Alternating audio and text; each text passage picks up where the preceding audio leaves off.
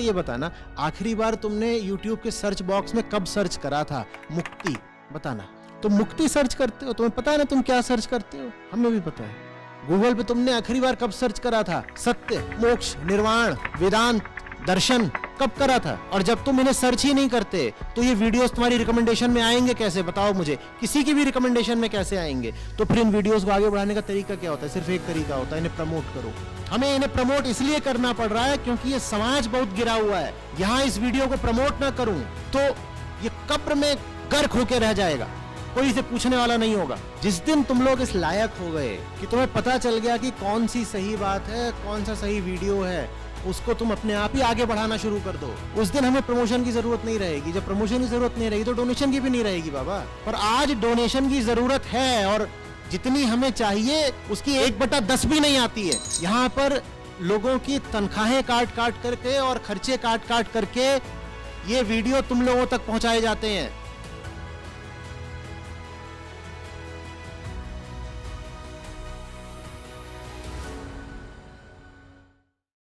आचार्य जी प्रणाम।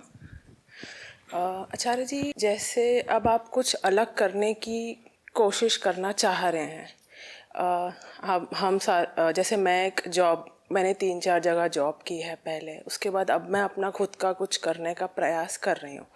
इसके लिए मैंने अपनी पुरानी जॉब छोड़ के अब मैं खुद का कुछ कर रही हूँ। अब ये करने के रास्ते में आचार्य जी, मुझे सबसे बड़ी दिक्कत का ये सामना करना पड़ रहा है। इस प्रश्न मैंने आपसे पहले भी पूछा है, लेकिन मैं दोबारा पूछना चाहती हूँ।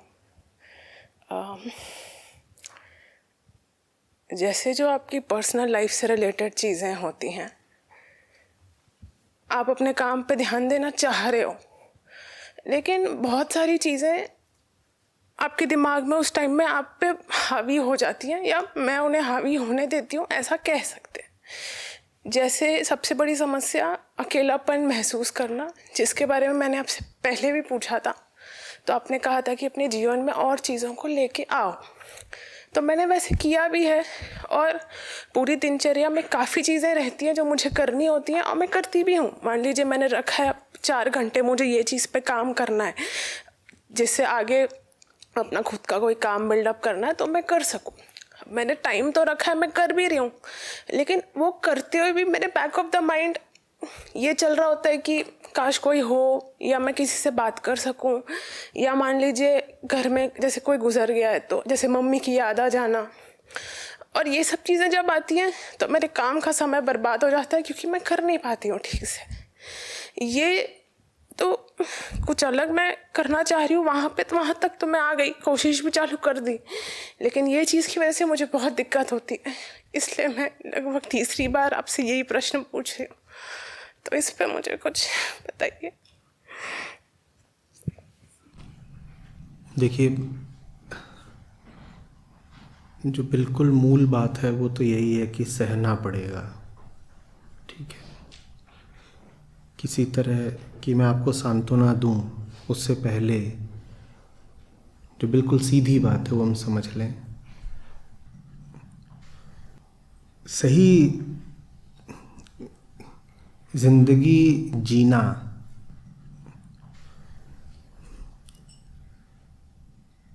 एक तरह से प्रकृति द्रोह की घटना होती है, और जो सही जिंदगी जी रहे हैं, हमारे भीतर की व्यवस्था, ये जो शारीरिक व्यवस्था है, और हमारे बाहर की व्यवस्था, ये जो सामाजिक व्यवस्था है, ये दोनों ही उनको माफ नहीं करते।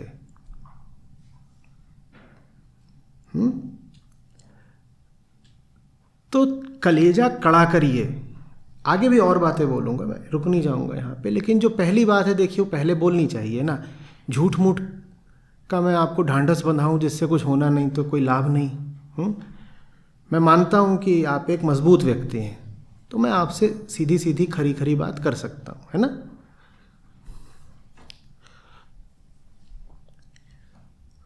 तो पहली चीज़ तो ये कि अगर आप सही ज़िंदगी जी रहे हैं तो आपका शरीर ही आपके खिलाफ हो जाता है।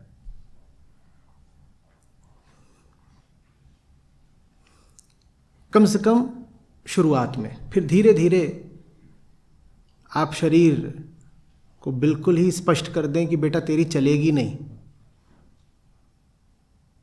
तो फिर वो ढर्रे पर आने लगता है, लेकिन उसमें समय लगता है। शुरू में कई सालों तक तो आप पाएंगे कि आपकी शारीरिक व्यवस्था ही भीतर से आप पर घात कर रही है। आप कुछ अच्छा करना चाहते हैं, भावनाएं उल्टी पुल्टी आने लग जाती हैं, विरोधी विचार उठने लग जाते हैं, आलस आने लग जाता है, नींद ज़्यादा आने लग जाती है।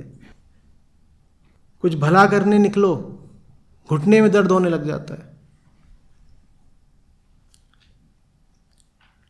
लोग आए हैं, बोले हैं कि वैसे हम बिल्कुल ठीक हैं, लेकिन आचार्य जी आते हैं, आपके सामने बैठते हैं, पीठ में अचानक से बहुत ज़ोर का दर्द उठता है। कहते पहले कहीं कभी उठा नहीं, पहले उठता ही नहीं। कल गए थे, फिल्म देखी थी, 3 घंटे पूरे कोई दर्द नहीं उठा, एकदम मज़े में बैठे हुए थे। आपके सामने बैठते हैं, 10 मिनट के अंदर पीठ झंझन झंझन। मैंने तो कहा देखो तुम्हारा चक्रा जागृत हो रहा होगा।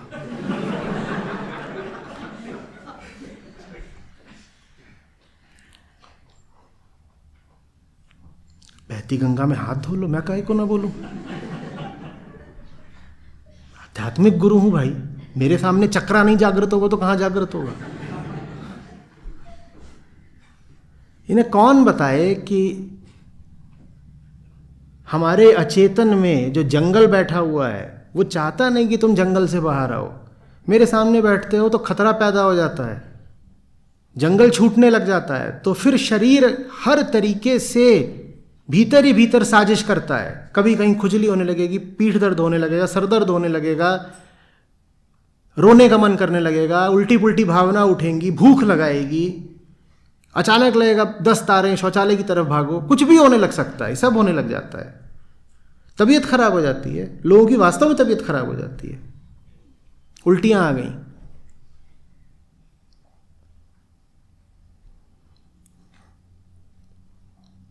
और जो समाज है बाहर का, वो तो जाहिर सी बात है पसंद करता ही नहीं है कुछ उल्टा पुल्टा करो तो क्या करना है? मैंने पहली चीज़ कही, सहना है, सहो। और जब सहो और लगे कि टूटने की नौबत आ रही, तो अपने आप को याद दिला दो कि सहना तो है ही। वो ज़िंदगी सहें या ये सहें, तब सहना आसान हो जाएगा। सहना तो है ही, तकलीफ तो है ही, कौन सी तकलीफ चुने? उस तकलीफ से तो ये तकलीफ बेहतर है, तो यही सुन लेते हैं। ये पहली बात है। तो क्या सहते ही रहना पड़ेगा? नहीं। हमने पहली बात ये कही कि अगर अनुशासन रखोगे, शरीर को अगर शिक्षा देते रहोगे, एक तरह की ट्रेनिंग, प्रशिक्षण, तो शरीर भी ढर्रे पे आने लग जाता है। शरीर से मेरा क्या वास्ता? शरीर से मेरा मतलब है जो आपकी भावनात्मक वृत्तियाँ होती हैं, जो आपके सब हार्मोनल अपसर्जेस होते हैं, ये सब भी फिर ठीक होने लग जाते हैं।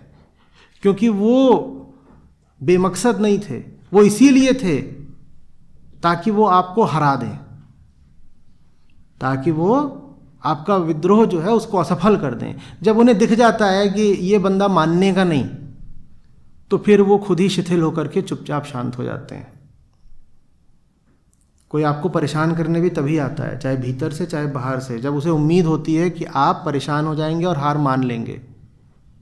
जब आप ये बिल्कुल साफ कर देते हैं कि आप हार नहीं मानने वाले, तो जो आपको परेशान करने भी आ रहा होता है ना, चाहे बाहर से चाहे भीतर से, वो भी फिर प्रयास करना छोड़ देता है। वो कहता है इस बंदे पे बहुत आजमाने से फ़ायदा नहीं, ये एड़ा है, ये नहीं सुनता। इसका सरदर्द कर दो तो ये दुखते सर के साथ भी जिधर जाना है चल देगा।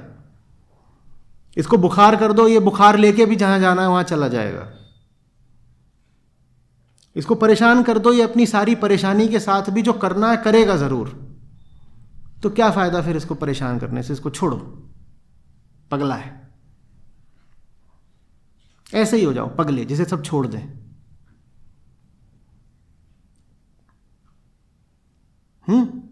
काम के ही मत रहो किसी, उल्टे पुल्टे पेड़ जैसे हो जाओ, फिर कोई नहीं आएगा तुम्हें काटने। चीन में कहते हैं ना, जो सबसे टेढ़ा मेढ़ा पेड़ होता है उसे छोड़ देते हैं, बेकार है, बेकार हो जाओ बिल्कुल, फिर कोई नहीं आएगा तुम्हें छेड़ने। मतलब समझिए इस बात का, हम चाहते क्या है कि हम आंशिक विद्रोह करें। आंशिक विद्रोह का क्या मतलब होता है? आंशिक विद्रोह का मतलब होता है जहां रह रहे हैं वहीं रहेंगे, लेकिन जहां काम कर रहे हैं वहां काम नहीं करेंगे। ऐसे चलेगा ही नहीं। तुम समझो बात को, देखो ये पूरी एक इंटीग्रेटेड, एकीकृत व्यवस्था है, ये होलिस्टिक है मामला। देखो आप जहां रहते हो, आप जहां जाकर के खरीदारी करते हो, आप जहां जाके मनोरंजन करते हो, और आप जहां जाके पूजा करते हो, और आप जहां जाकर के काम करते हो, ये पांचों एक ही जगह होती हैं। ये जो 5 चीजें हैं ना, ये एक होती हैं। आप जहां पूजा करते हो, आप जहां रहते हो, आप जहां खरीदारी करते हो, माने जहां से आप अपनी भौतिक जरूरतें पूरी करते हो, और आप जहां काम करते हो, ये सब जो जगहें हैं ये एक होती हैं, बिल्कुल एक होती हैं। ये आपको लगता है कि ये हमने 4-5 अलग अलग जगहों का नाम ले लिया, नहीं है, 4-5 अलग अलग जगहें नहीं है, ये एक ही जगह है। और आप अगर चाहते हो कि इनमें से किसी एक को बदलो, तो आपको 5 बदलनी पड़ेंगी। तो आप गलती क्या कर देते हो? देखो, आप आंशिक विद्रोह करते हो, क्योंकि आपकी समझ आंशिक है। आपको अगर दिख गया कि आप घटिया जगह पे काम कर रहे हो, आप वो काम बदलना चाहते हो, तो आप बस उस काम को बदलते हो, आप अपनी बाकी जगह नहीं बदलते। आप जिसको पूज रहे हो उसके बदले बिना उसको कैसे बदल दोगे? आप कर्म से जिसकी सेवा कर रहे हो। अगर आप अभी भी उन्हीं को पूजनीय मान रहे हो जिनको पहले मानते थे, तो आप याद रखो काम भी फिर वहीं करते रहोगे जहां पहले कर रहे थे।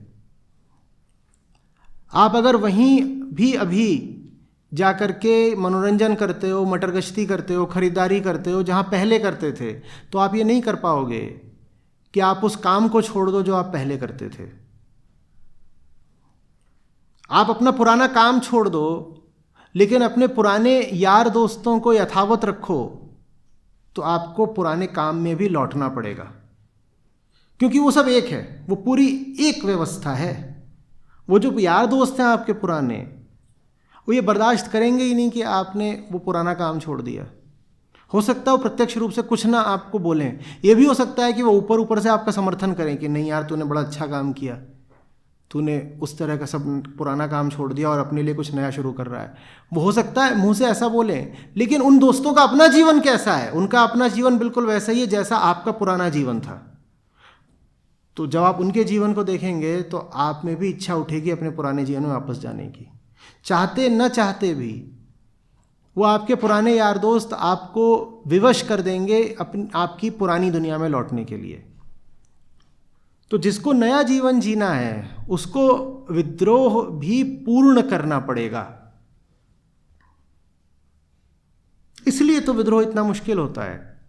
नहीं तो कोशिश तो बहुत लोग करते हैं कि कुछ नया कर लूं। कैसे नया कर लोगे?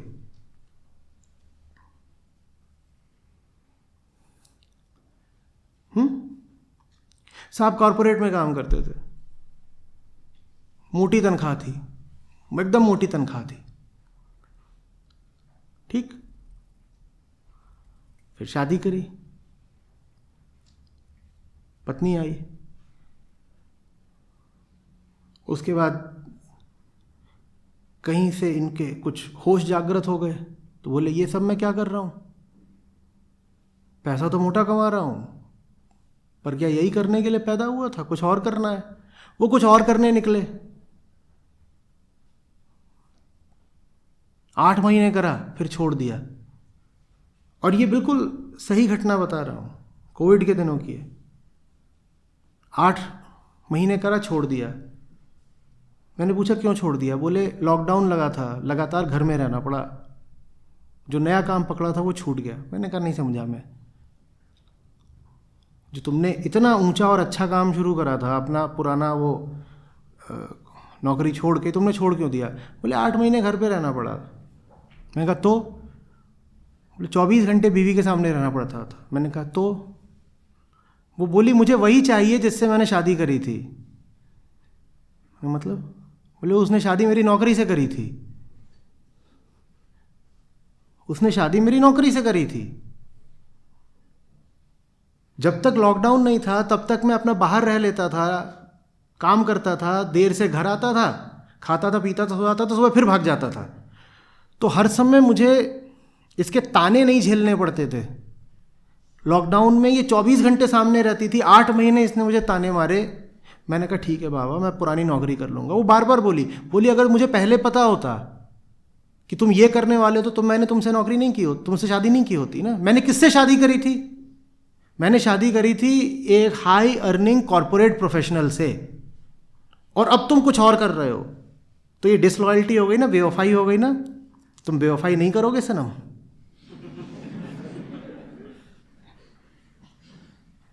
साजन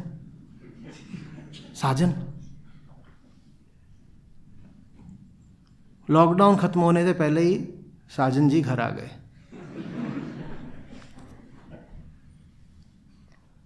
तुम आंशिक विद्रोह करोगे कभी सफल नहीं हो पाओगे। लो सुनो बिल्कुल 2 टूक बात। अगर पूरी तरह जिंदगी बदलनी हो तो फिर तुम्हें इस तरह के दोस्त त्याग, क्या इस तरह के पति पत्नी भी त्यागने पड़ेंगे, नहीं तो ये तुम्हें बदलने ही नहीं देंगे। देवी जी का तर्क बिल्कुल सही था। बोली मैंने, बताओ शादी किससे करी थी, तुम कौन थे जिससे मैंने शादी करी थी? बोला मैं आईवी लीग का MBA था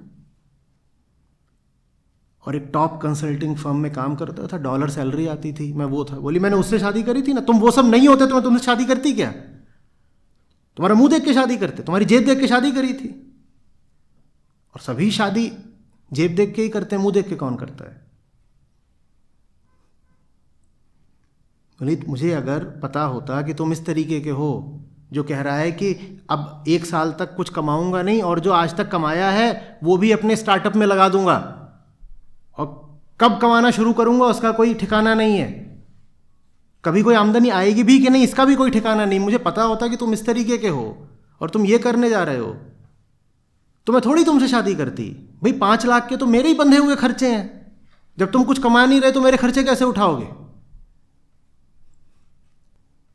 तो अब क्या है, अगर वाकई कुछ अच्छा करना चाहते हो तो सिर्फ पुरानी नौकरी नहीं छोड़नी होगी, पुरानी छोकरी भी छोड़नी होगी। और यही बात छोकरियों पर भी लागू होती है। आप भी अगर कुछ अच्छा करने जा रहे हो तो आपके आसपास के ये सब जो हैं अकलू पपलू, इनको भी त्यागना पड़ेगा। इनको रखे रखे आप थोड़ी। अब जाकर के बीटेक के 24 साल बाद, MBA के 21-22 साल बाद, अब जा कर के मैं IIT IIM के WhatsApp ग्रुप्स में दोबारा जुड़ा हूँ। वही मुझे जोड़ दिया लोगों ने।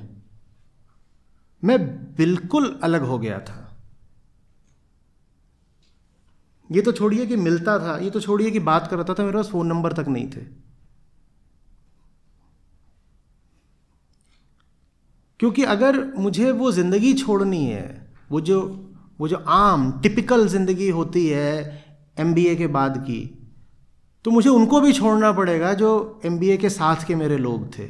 आप ये नहीं कर पाओगे कि आप वीकेंड पर पार्टी तो उन्हीं के साथ करने जा रहे हैं, उनके साथ आप पार्टी करने जाओगे तो क्या होगा? क्या होगा? उनकी दुनिया दूसरी है और उनकी दुनिया बड़ी आकर्षक है। उनकी दुनिया जंगल की दुनिया है। उनकी दुनिया में बहुत कुछ है जो चुंबक जैसा है, और आपके भीतर अभी भी बहुत सारा लोहा मौजूद है, वो आपको खींच लेंगे।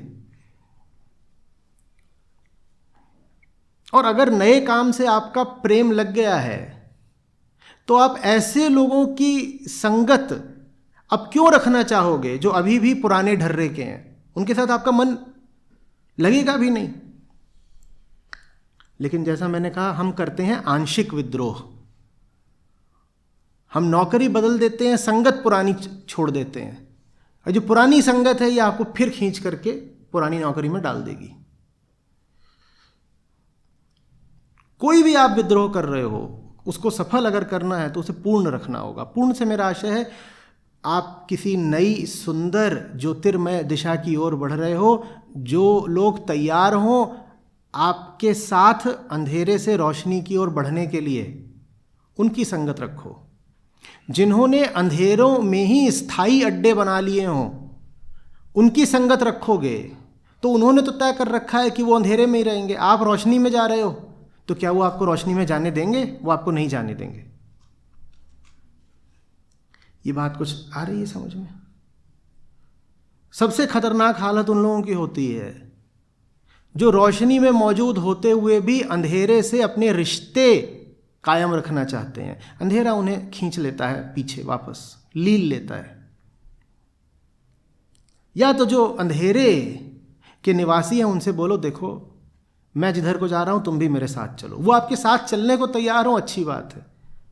आपके साथ चलने को नहीं तैयार हैं फिर भी आप उनसे रिश्ता रख रहे हो, आपके लिए तकलीफ हो जाएगी। काश कि ऐसा हो पाता कि ये तकलीफ ना होती। मुझे कोई बहुत प्रसन्नता नहीं हो रही है आपको बताने में कि कुछ संबंध हैं जो अनिवार्य रूप से तोड़ने पड़ते हैं।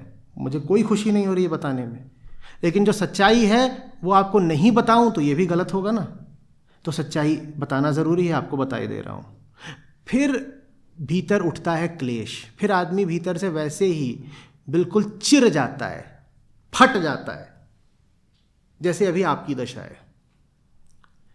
क्योंकि आपने काम बदलने की ठानी है, पर बहुत कुछ जो पुराना है उसको आप नहीं बदलना चाह रहे, पुरानी मानसिकता नहीं बदलना चाह रहे, भीतर का जो पुराना माहौल है वो नहीं बदलना चाह रहे, पुरानी जगह नहीं बदलना चाह रहे। नहीं हो पाएगा। जिन्हें जीवन में वाकई कुछ नया करना हो उन्हें चाहिए कि वो अपना माहौल जितना बदल सकते हो बदल दें। मैं तो कह रहा हूं कपड़े भी बदल दो, घर भी बदल दो, जगह बदल दो। किसने तुमसे कह दिया कि तुम किसी एक ही जगह के बंधक हो इस पृथ्वी पर? क्यों बैठे रहना है तुमको जहां भी तुम रहते हो, दिल्ली में, लखनऊ में, भोपाल में, जहां भी रहते हो? देने वाले ने तो पूरी पृथ्वी ही तुमको दी हुई है ना। जीवन बदलना चाहते हो तो जगह बदलो। सबसे पहले आ जाओ यहां गोवा में रहना शुरू कर दो, क्या समस्या है? पर ये बात हमें समझ नहीं आती। हम कहते हैं नहीं नहीं नहीं, वहां तो, वहां क्यों नहीं? वहां गुप्ता जी की बेकरी है तो हम वहीं के कुकीज खाते हैं, तो इस मारे तुम जहां रहते हो वहीं पड़े रहोगे, गुप्ता जी की बेकरी। ऐसे कैसे छोड़ दें? वहां तो कहते, तो वो सब नहीं छोड़ सकते तो फिर कुछ भी नहीं छूटेगा तुमसे। बोल रहे पर ये हमारा पुराना शहर है, ये हमारी नस नस में दौड़ रहा है, हम यहीं के वासी हो गए हैं। माने क्या बता रहे हो कि तुम भी वैसे ही गंध आते हो जैसे तुम्हारा वो शहर गंध आता है? क्योंकि हमारे तो ज्यादातर शहर ऐसे ही हैं, खुली नालियों वाले, दुर्गंध से भरपूर। वहां तुम्हें ऐसा क्या मिल रहा है कि तुम्हें वहां फंसे रहना है, वहीं पड़े रहना है, और बोलते हम यहीं के तो बाशिंदे हैं।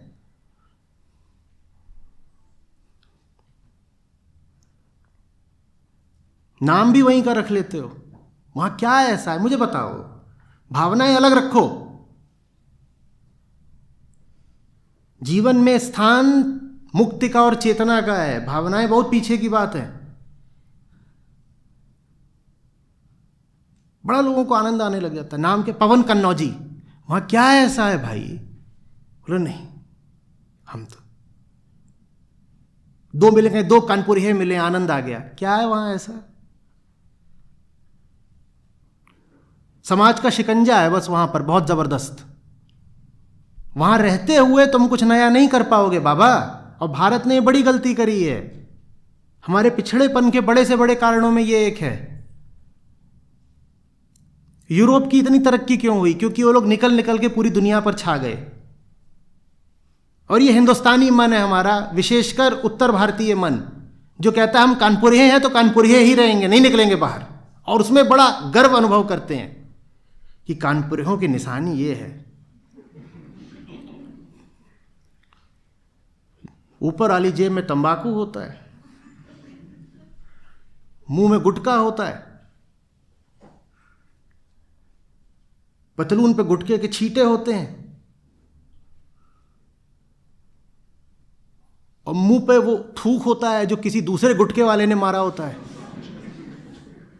आपस में बात भी करते हैं तो एक दूसरे पे थूकते रहते हैं ना। आहा हा हा हा, मुझे गर्व है। वहां क्या रखा है? और मैं असम्मान की बात नहीं कर रहा हूं। देखो, उसी उत्तर प्रदेश से मैं भी उठा हूं, आदर भी है वहां के लिए, वहां की भलाई भी चाहता हूं, लेकिन एक बहुत खरी खरी बात पूछ रहा हूं।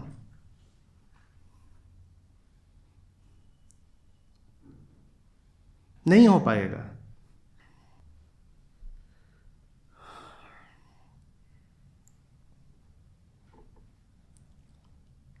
बचपन में थे बहुत छोटे, 5वीं 6वीं में कविता पढ़ी थी, एक बूंद, आपने भी पढ़ी होगी, हिंदी में होती थी। तो था वो बूंद थी, वो बादल से निकल के चलती है, वो बहुत डरती है, सोचती है मिट्टी में मिल जाऊंगी बर्बाद हो जाऊंगी, रेत में मिल जाऊंगी मेरा क्या होगा। हर तरीके के उसको विचार आते हैं, न जाने मेरा क्या होगा, बादल से निकल के चली हूँ, इतनी छोटी सी हूँ, बादल में रहती थी, ऊपर रहती थी, सुरक्षित थी, ये मैंने क्या कर दिया, बादल मेरा घर था, मैंने घर क्यों छोड़ दिया। और उसको तमाम तरीके के अनिष्ट के विचार आते हैं, लेकिन अंत में क्या होता है, एक सीप खुली होती है, सीप, और वो बूंद जाके उस सीप में गिर जाती है और वहाँ मोती बन जाती है। और फिर कवि का वक्तव्य कुछ इस तरीके से था कि घर से निकलना बूंद लौ कुछ और ही देता है कर। आप अभी गूगल वगैरह करेंगे तो देख लेंगे। और बड़ी सुंदर पंक्ति थी कि घर से निकलते वक्त बड़े डर के और अनिष्ट के और अपशकुन के विचार आते हैं, पर जो घर से निकला नहीं वो कभी मोती नहीं बन पाएगा। वो भारत की तरह ही रहेगा कि भारत है, यहाँ पे है अपना, इतनी सारी आबादी हो गई है जो यहीं सड़ रही है।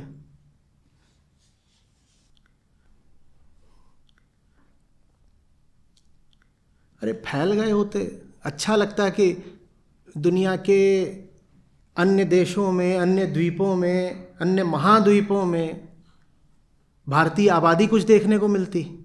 भारतीय तो जो बाहर भी गए हैं अधिकांशतः, वो पिछले 50-100 सालों में गए हैं, वो भी अंग्रेज़ों की देन है कि कुछ भारतीय बाहर निकल गए, नहीं तो यहीं सब पड़े हुए थे। रिवाज और बना दिया था कि जो लोग समुद्र पार करते हैं ना, वो पापी हो जाते हैं, समुद्र पार करना पाप होता है, तो जहाँ के हो बस वहीं के पड़े रहो। भाई दूसरे से मिलो तो पूछो कौन गांव के हो भैया। 2 बातें पूछनी बहुत ज़रूरी होती है, पहले कौन जात हो और कौन गांव के हो, बस यही कुल तुम्हारी पहचान है, टोटल आइडेंटिटी। कौन गांव के हो, कौन जात के हो, पड़े रहो। और फिर जब वहां पड़े रहोगे तो पुरानी बातें सब याद आएंगी। आपका गला इसीलिए रूंधा हुआ है, पुराना माहौल तो पुरानी यादें, कि नहीं, पुराना माहौल पुरानी यादें। ये ऐसी सी बात है, किसी से ब्रेकअप कर लो और फिर हर शाम को जाकर के उसी कैफे में बैठा करो जहां डेटिंग करते थे, तो क्या होगा, वहां बैठ के रोगे और कुछ नहीं होगा, टुप टुप टुप टुप कि what do you like with your T, tears. वहाँ चाय रखी हुई है और उसमें आंसू घोल के पी रही हैं, और उसी टेबल पे बैठे हैं जहाँ वो बैठा करता था सामने। काहे को वहाँ पे सड़ रहे हो।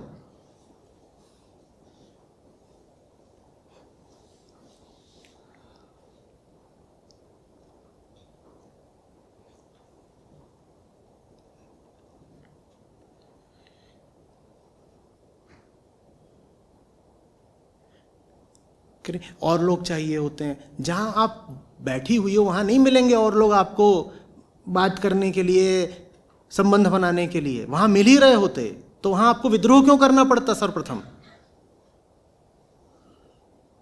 दुनिया अच्छे लोगों से खाली नहीं है, लेकिन आप चाहते हो कि घर बैठे मिल जाए तो नहीं मिलेंगे।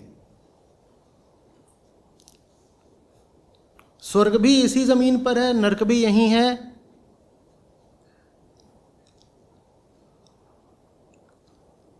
पर स्वर्ग तो खोजना पड़ता है। बाहर निकलना पड़ता है, कीमत चुकानी पड़ती है, तब मिलता है।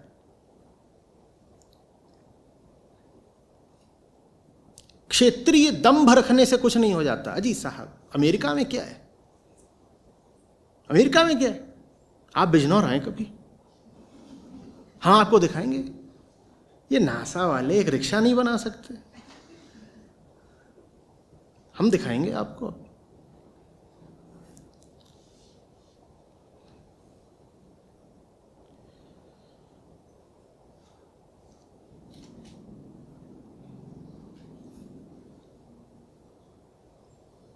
मंगलयान नहीं चला इनका। आप पटना आइए, यहां हम रोज शनि देवता से बातें करते हैं, यान की भी जरूरत नहीं है।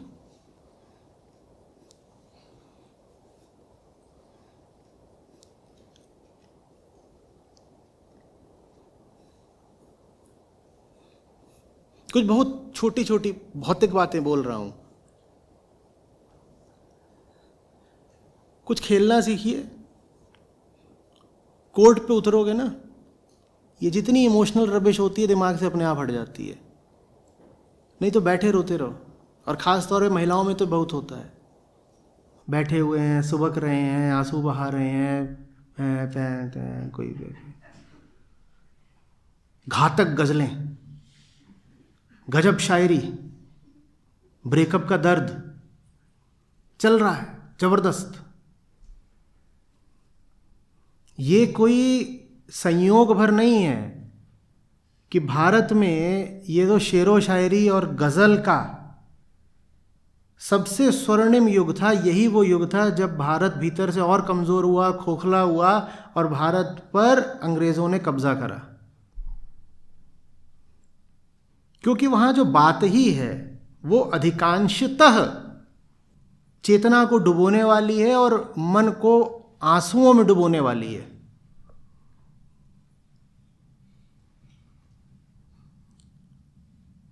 वहां कुछ ऐसा नहीं है जो उदात्त हो, जो उठा देता हो आपको। वहां कुछ वही सब है जो आपको गिरा देता है, पस्त कर देता है, और आप में भाव ला देता है कि मेरा तो परिस्थितियों ने शिकार कर लिया, मैं तो विक्टिम हूं, मैं क्या करूं। या फिर फूहड़ आशिकी, तेरे होंठ, तेरी जुल्फें, तेरी आंखें, ये वो। और मैं इनकी बात क्यों कर रहा हूं? क्योंकि यही वो सब चीजें हैं, व्यर्थ की उथली भावुकता, जो आपको जिंदगी में कोई भी सार्थक काम करने से रोक देती है। सब समझते हैं, पर कोई भाव है जो रोके दे रहा है। और कौन सा भाव है? ऐसे ही कोई भाव है, कैसे छोड़ दें। देखिए, आध्यात्मिकता और भावनात्मकता साथ साथ नहीं चल सकते हुए। आध्यात्मिकता के केंद्र में बैठा है त्याग। छोड़ दो, त्याग।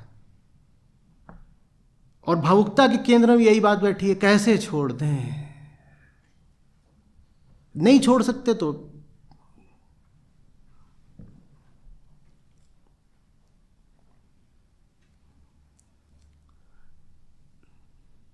दस 12 साल पहले की बात होगी। तो शनिवार को सुबह से सत्र हुआ करते थे पुराने बोध स्थल में। तो उसमें एक ये भी कहते थे कि कुछ गाने लगा देते थे और समझने की कोशिश करते थे कि आम आदमी का मनोविज्ञान क्या होता है। तो उसमें एक दिन एक गाना लगाया, उसमें आशा पारिक थी पर्दे पर, और वो सफ़ेद साड़ी में गा रही थी, ना कोई उमंग है ना कोई तरंग है, मेरी ज़िंदगी है क्या एक कटी पतंग है। मैं उसको ऐसे देख रहा हूँ। मैंने कहा ये जो सामने व्यक्ति है ये सेहत से मस्त लग रहा है, ठीक ठाक है, दिखने में सुंदर है, कद काठी अच्छी पाई है, साड़ी भी फटी वटी नहीं है, माने रुपया पैसा भी है, तो इसको तकलीफ़ क्या है ज़िंदगी में? ये काहे को ऐसे गा रही है, ना कोई उमंग है ना कोई तरंग है, मेरी ज़िंदगी है क्या कटी पतंग है। क्यों कटी पतंग है? और मुझे इस बात से बहुत आपत्ति इसलिए भी है क्योंकि सांस्कृतिक रूप से मैं अभी वैसा ही रहा हूं। मैंने भी अपनी जिंदगी में व्यर्थ की बहुत सारी भावुकता का बड़ा बोझ ढोया है और दंड भी भुगता है।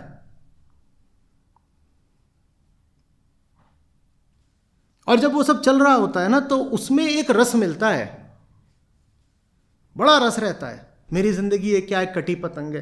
देखो, मैं भी तो विक्टिम हूं, मेरे साथ गलत किया है, मेरे साथ जमाने ने, वक्त ने कुछ गलत कर दिया है। अब मुंह ऐसा बना रखा है जैसे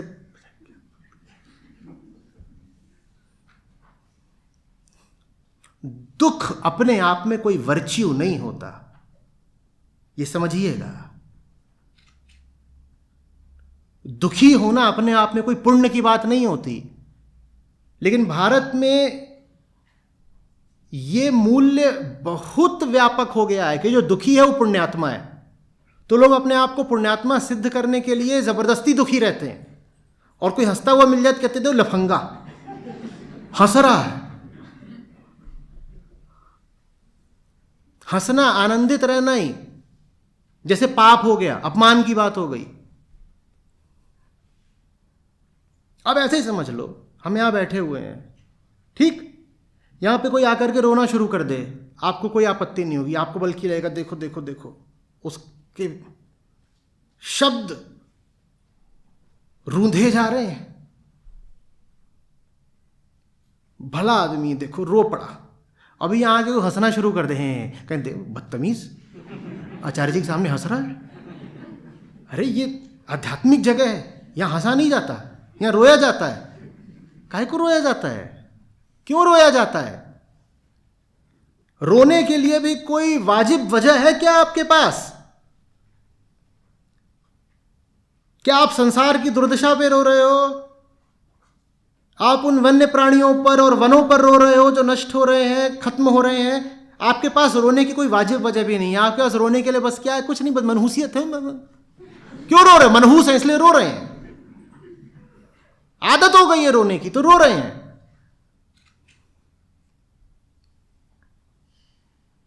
कोई ऊंचा कारण भी है रोने के लिए? भी कोई ऊंची वजह है क्या?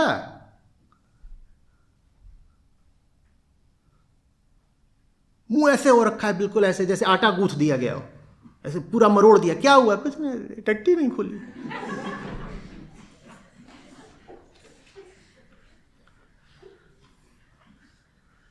दुखिया दास कबीर है, जागे और रोवे। वो भी रोते थे, वो अपने जागरण के कारण रोते थे। वो जगे हुए हैं तो जगत की दुर्दशा देख के करुणावश उनके आंसू आ जाते थे, वो अलग बात है बिल्कुल। आपका मुंह क्यों लटका हुआ है? क्यों? ये सिद्ध करना चाहते हो कि शहीद हो, कि तुमने भी कुछ पाया? अरे शहीद वो होते हैं जो पहले लड़ाई में उतरते हैं। लड़ाई कोई लड़ी नहीं और शहादत का गर्व लेना चाहते हो। हाजी साहब, वक्त करता जो वफा, आप हमारे होते, हम भी गैरों की तरह आपको प्यारे होते। वक्त करता जो वफा सीधे सीधे नहीं बोल रहा है तू कमजोर आदमी है, बुज़दिल। वक्त पे क्या इल्जाम डाल रहा है? कोई चीज थी तेरे सामने, अगर वो वाकई कीमती थी और तुझे प्यार था तो जाता हक के साथ छीन कर लाता। तब तो टांगे कांप गई, कोई साहस नहीं दिखा पाया। अब कह रहा है वक्त करता जो वफा। वक्त बेवफा है, वक्त बेवफा है।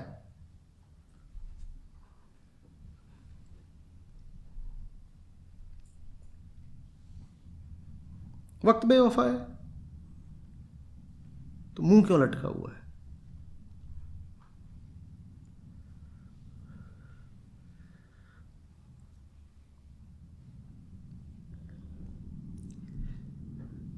देखो, समझो, तुम्हारे पास बहुत वक्त नहीं है, तुम अभी मर जाओगे। तो बात क्यों नहीं समझ में आ रही? अभी मर जाओगे, क्या बचा रहे हो? तुम्हें मरना है, क्या बचा लोगे? रो के क्या मिलेगा? लड़ जाओ,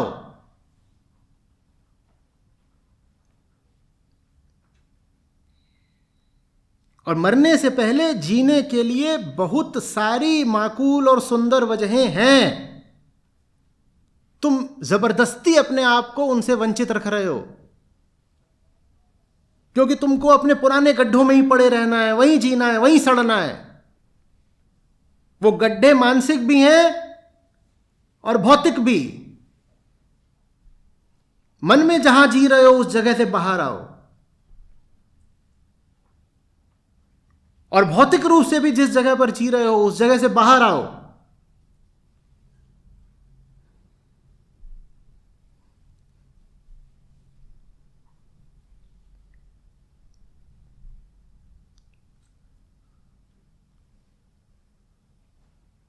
कोई बाध्यता नहीं है। जितनी भी तुमने अपने ऊपर बाध्यताएं बना रखी हैं, ये सब लेकर के चिता पे जाओगे क्या? मैं पूछ रहा हूं।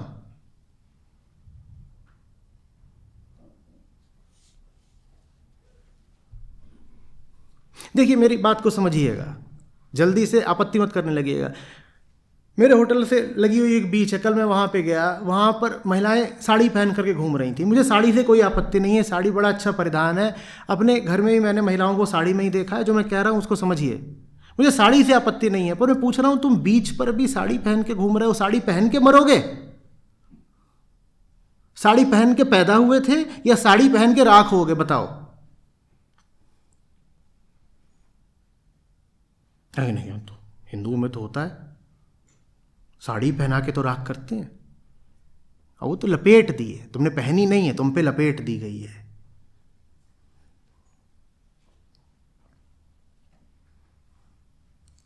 ये सब बोझा ढोकर के क्या मिलना है? जीवन इतना कुछ है जो तुमको दे सकता है। तुम्हारे लिए क्यों जरूरी है अपने आप को उससे अलहदा रखना, वंचित रखना? क्यों जरूरी है, मैं पूछ रहा हूं। और फिर रोना, मेरी जिंदगी है क्या, एक कटी पतंग है, मैं सफेद साड़ी पहन के घूम रही हूं। हमने कहा था सफेद साड़ी पहनो, खुद पहनी ना तूने, अब रो मत या उतार दे। इतने वस्त्र हैं दुनिया में, इतने तरह के पहनावे हैं, तू कुछ भी पहन ले। तू सफेद साड़ी पहन के पहले तो घूम रही है फालतू, हमारा भी दिमाग खराब कर रही है, ऊपर से रो रही है। ऐसे ही रोना है तो कोने में जाके रो, कैमरे के सामने मत रो।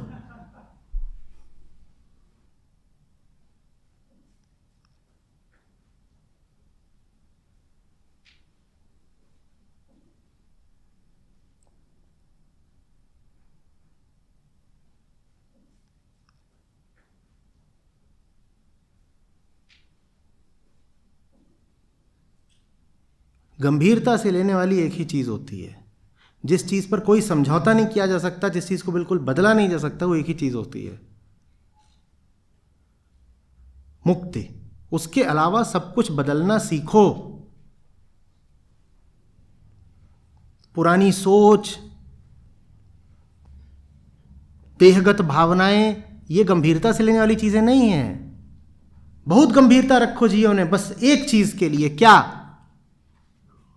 जन्म का उद्देश्य है मुक्ति। बाकी सब चीजें निगोशिएबल हैं, बाकी सब चीजों को आगे पीछे किया जा सकता है, कभी स्वीकारा जा सकता है, कभी त्यागा जा सकता है।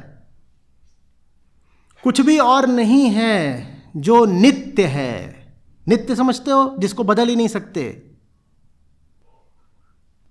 बाकी सब कुछ परिवर्तनीय है और उसमें परिवर्तन होना चाहिए। मत डरो।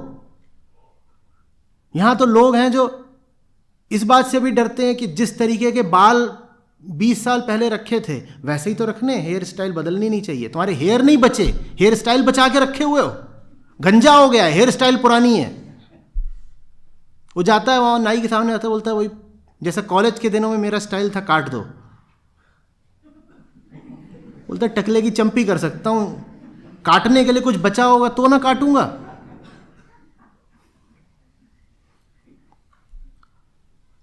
सब तो बदल रहा है, तुम बचाए क्या बैठे हो और क्या बचा ले जाओगे तुम? और यही दुख है, यही वेदांत की, यही बुद्ध की सीख है। जो बचाया नहीं जा सकता उसको बचाने की चेष्टा ही दुख है। और जब भी कोई व्यक्ति देखना जो बहुत दुख में सराबोर है, समझ लेना ये किसी ऐसी चीज़ को बचाने की कोशिश कर रहा है जो बचाई जा ही नहीं सकती।